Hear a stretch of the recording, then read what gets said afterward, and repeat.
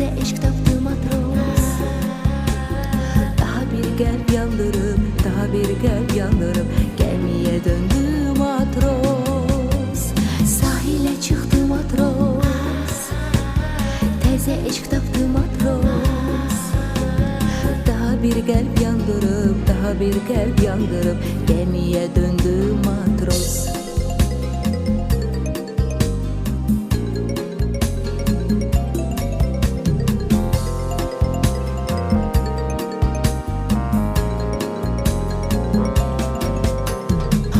Durdu bir anda köhne sevgilisini, kaygısızdı hayatta, gezirdi tezesini.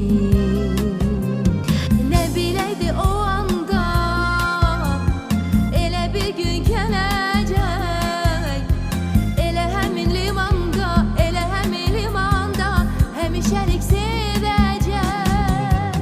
Sahile çıktı matros, arzusunu taptı matros. Seferlerin birinde, seferlerin birinde sahilde kaldı matros. Sahile çıktı matros, arzusunu taptı matros. Seferlerin birinde, seferlerin birinde sahilde kaldı matros.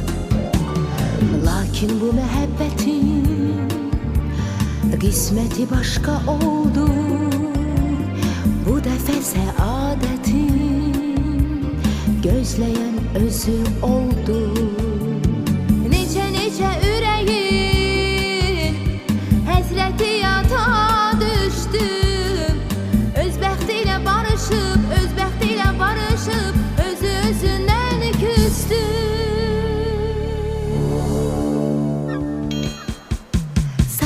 Çıktı matros, teze eşk taptı matros.